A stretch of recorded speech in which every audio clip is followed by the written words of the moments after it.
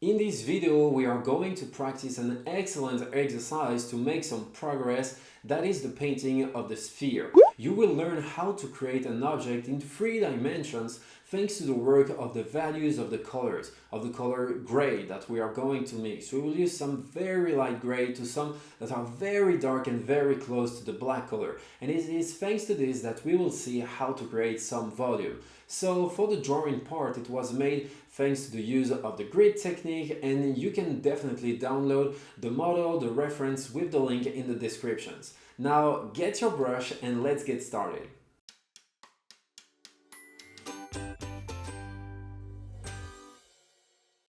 Let's get started with working on this sphere, where we will see how to create volume and work precisely on values. So here my reference image is displayed in color for analysis, but we'll be working on a sphere in black and white because the exercise is really about focusing on values and understanding how to create volume. So of course in the image I have this whole area that you see hatched, which will be my darkest zone. And then gradually from this area, moving towards the left, I will have parts that get lighter and lighter until they reach this highlight, this very bright spot. Then there will be other parts that are slightly lighter too. For example, in this darker area at the bottom, there's a slightly lighter spot, which is the reflected light in the area, the bounce light. We will also have another small highlight on the right side that I have circled right here, but this highlight will be less bright than the other one we see on the left over here. So that's pretty it for the analysis, and now let's move on to mixing the different grays we will need. So let's start mixing our colors, and the goal here is to create a whole range of gray values that will allow us to give volume to our color, to our sphere. I'm going to start with my darkest gray because I won't be using pure black on my sphere. The green sphere that we saw isn't dark enough to be represented with pure black, but the areas are still fairly dark, so my gray need to be dark as well. So that was my first dark gray. Now I'm going to create a second one, and as I go along my proportion of black will decrease, while the proportion of white will increase. Here I felt that the jump from the first gray to the second was too sudden. There was too big of a difference in value between the two, so I am creating something a bit darker. This way I will have smoother transitions between my different grays, and the shift from one gray to another won't be too abrupt. And now gradually we are moving toward lighter and lighter tones. The difference between each gray isn't huge, but it is still noticeable enough to create that distinction. And so little by little I am using less and less black in my mix to get something progressively lighter. For the final colors, the final gray, I want something really bright, so my proportion of black will be very minimal, because black is a very strong color, and what I mean by that is, if I mix the same amount of black and white, the color will tend to lean much more toward black than toward white. That's why if I want something extremely light, like the last gray I'm going to mix in a few seconds, I need to use just a tiny bit of black compared to the amount of white.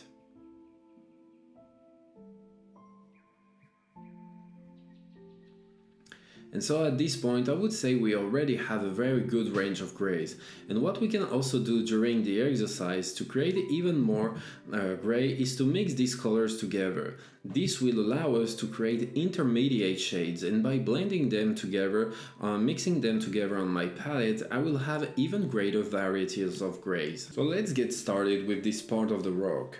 I am going to begin with my darkest areas in the center, and to work on this I'm going to use my flat brush. The flat brush will allow me to create nice transition and smooth blending between my colors. Here I felt that my gray wasn't dark enough compared to what I see in my reference photo and in the dark area, so I added a bit more black to make it slightly deeper. Then I apply my color in this larger area, which is the section of dark elements. Every time I apply my color, I make sure to spread it out well, to try to stretch it as much as possible so I don't end up with big, heavy patches of paint that would make it difficult to blend the colors together afterward.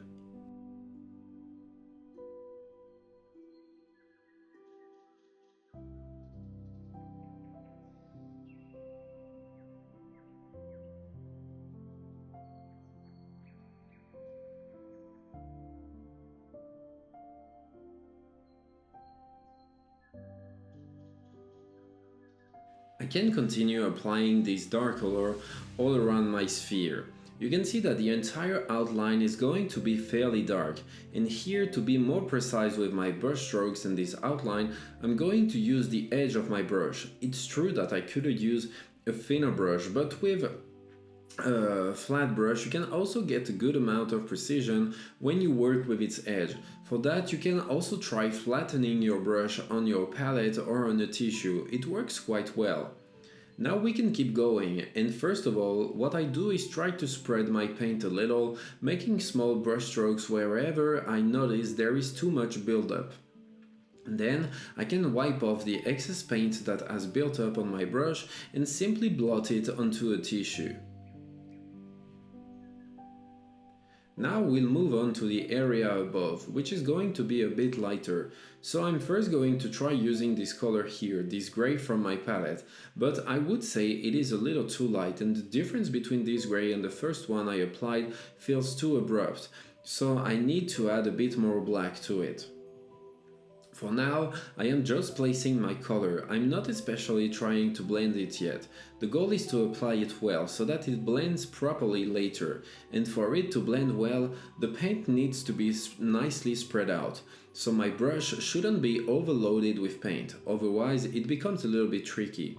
You might have noticed on the palette that I also mixed a little bit of these two colors to get something more in between and slightly darker, because the gap between these two grays felt too big to me. And when I paint, I like to be efficient, so I try to look for all the areas where I can use this gray. And I would say that in large parts of my sphere, right next to the very dark area we painted first, we will find these slightly lighter areas.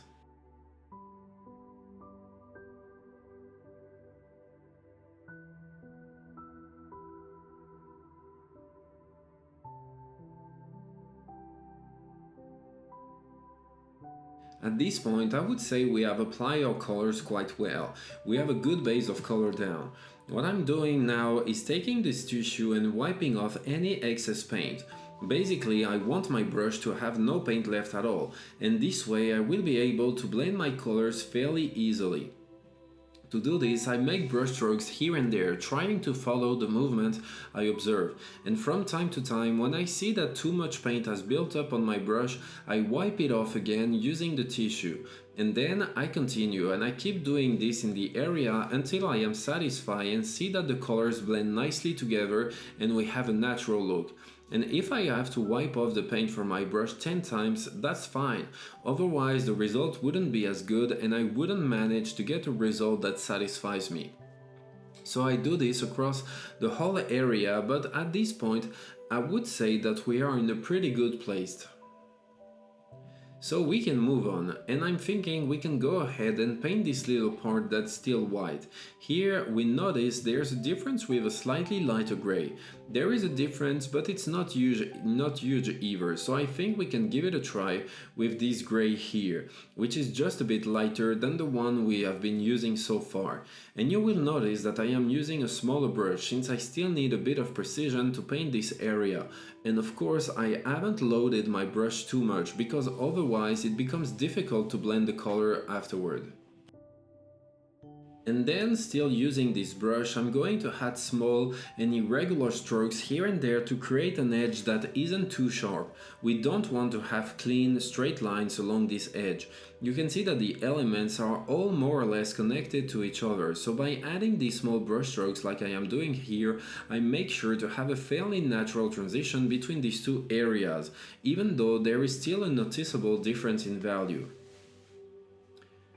Here I'm taking a slightly lighter gray because in the center of this area the gray looks a little bit lighter to me, and I want to make it stand out just a bit more. And with these small brush strokes here and there, once again I make sure to get a nice transition and a look that feels fairly natural for this highlight.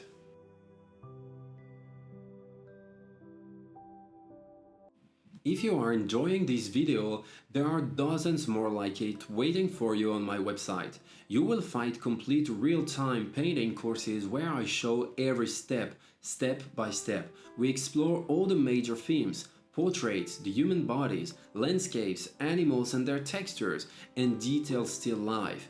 Each demonstration is explained from start to finish so you can follow along easily and progress at your own pace. You will learn to master color mixing, play with light and bring more life to your paintings. So if you want to go further, click on the link in the description and discover all the painting courses. Otherwise, let's get back to this video. Now we are going to work on this large central area. I'm going to take a slightly lighter gray and apply it all around the edge of the central area, since we can see that there is this line that is a little bit darker here. And with the same gray I can start to create a transition with the grays we used earlier on the right. Then inside this area we'll have some parts that are a little lighter, but not everywhere. There will also be a few touches that are slightly darker here and there, like the one I am just applying right now. And then for the rest, I would say that a lighter gray like this one should work pretty well. So here I am applying a lot of color like this on purpose. You will be able to see how to handle the situation when you have accidentally used too much paint, like I did here. My area is way too thick with paint, so what I did is really try to remove as much paint as possible from my brush, and I'm using lots of small strokes like this to be very delicate when blending my color. And as a result, I will have to wipe off the accumulated paint from my brush more frequently to be able to create a good blend between these different grays. Now for my area on the side, to ensure the transition, I need to be a little more precise. So I have switched to a smaller brush to work on my transition more carefully, but the method is going to be exactly the same for this area. It's true that these blends take a bit of time, but it's time that is really necessary to achieve a result that looks realistic and natural. So this step we are working on is really very important, and it is also the whole purpose of this tutorial, to really work on blending and improving this thing in blending.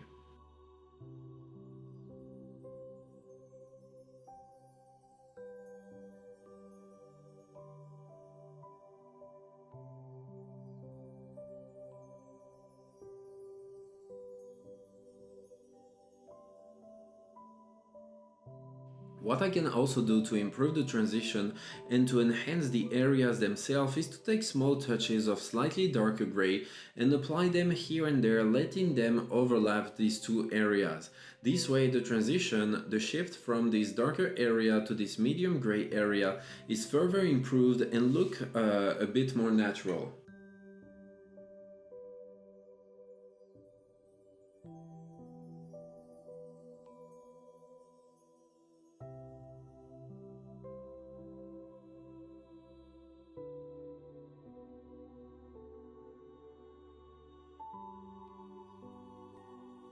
Now we can move on to the central area where the highlight is. So what I start by doing is working with the gray that we had in the center, this medium gray. And you can see that the transition toward the highlight is going to happen gradually. We are not going to have anything too abrupt. So I will go little by little with grays that get progressively lighter. So here I use the gray we had in the center and I blend it with the darker grays we applied initially when we started shading with those really dark grays area. So I'm going to keep adding small brush strokes in this area until I am satisfied, until my blending looks pretty fine. Now this is looking pretty good to me.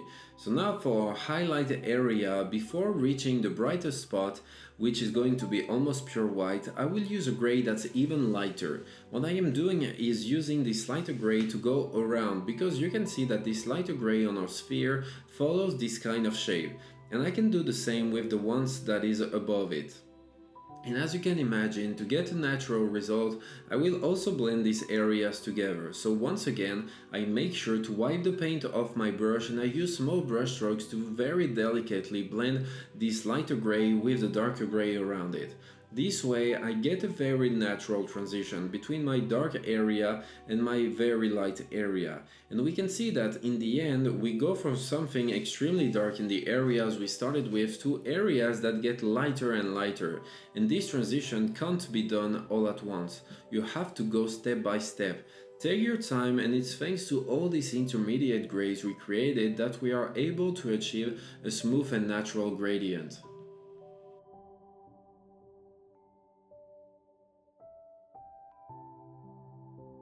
Now I'll do the same for this one, and I'll see you again once it is done. Now we can work on the highlight itself. So I have picked up some white to get something very bright, close to pure white, and I'm going to start applying it. But for now I am applying it just in the central area, and I'm trying not to touch the edges. The reason I am doing this is that I want to keep my highlight pure for now, meaning that in the whole area where it is supposed to be bright, it stays perfectly bright. Only after I have applied this do I start blending it with the surrounding areas. And to get a result that looks as realistic as possible, I'm going to do the same thing I did earlier in the smaller area. I'm going to add small brush strokes here and there with the tip of my thin brush. There's quite a big difference in value here, and to create a result that feels as natural as possible, adding these little brush strokes, like I am doing, helps to create a transition that looks more natural, at least to my eye. So that's what I am going to do, and I will do this across the whole area to make sure I have a good transition between these different grays.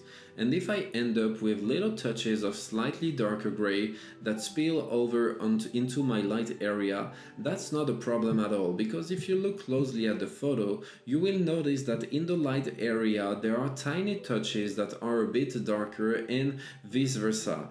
In the dark areas there are little touches that are slightly lighter. So this is how I am working. I am trying to create this irregularity by adding these tiny brush strokes, and I don't really overthink it. It is almost as if my hand is shaking as I had these little touches, and that's what gives me this irregular result, and it's exactly that kind of irregularity that I am aiming for.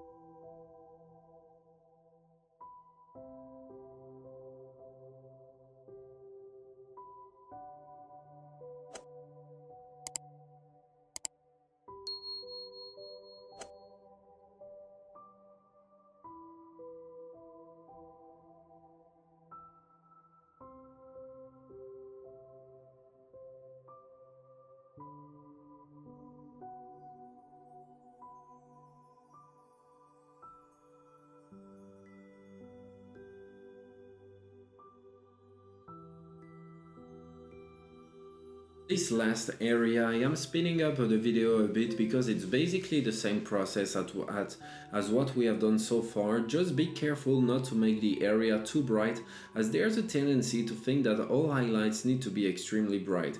Here you can see that while it does stand out, it's not overly bright. You will also notice that what I am doing is working with several gray areas at the same time. With experience you will see that you will end up applying several colors in one spot, and then you will be able to blend them together in one go, even if there are several of them, several values or several colors. And it happens quite naturally. You just need to make sure to clean your brush each time, or at least wipe the paint off your brush whenever you switch from one color or value to another. And just like before, I don't hesitate to add small and slightly darker touches in the light area, and vice versa as well.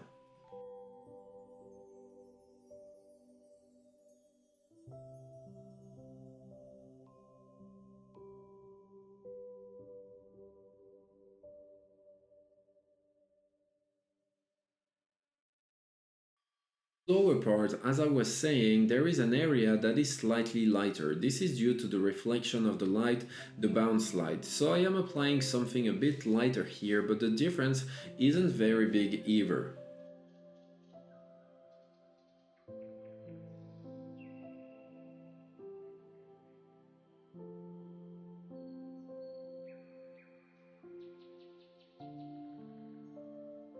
And finally, to finish up, I'm going to work on the small cast shadow that we see on the ground.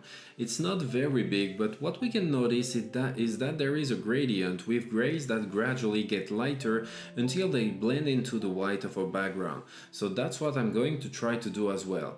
Once again, it is important to create a good blend between these different grays to make sure all these shades transition naturally into one another. As I am blending, I notice that the slightly darker areas at the beginning of this cast shadow tend to fade away, so I don't hesitate to go back in with some black paint to really emphasize the start of this shadow, which is fairly dark. And then what I will also do is paint the entire background with white as well to make sure it is painted white and not just the white of the paper. When I paint, I don't really like to leave the canvas or the paper blank because you can still tell the difference between titanium white I use the paint and the natural white of the paper, so I never leave my surface completely unpainted. And once that is done, once the whole background is painted, I'll meet you again to reveal the final result.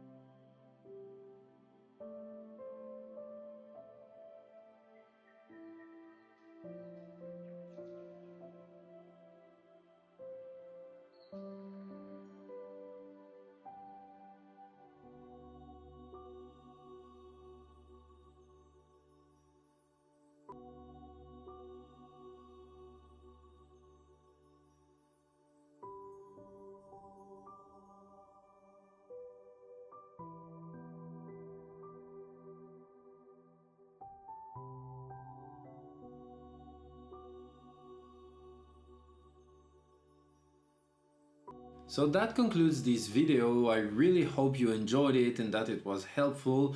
And if you'd like to take your skills even further, I truly encourage you to join us on the website mentioned in the description. You will get access to all the drawing and painting courses to help you make real progress in your artwork. So thank you very much for watching, and I will see you very soon in a new video.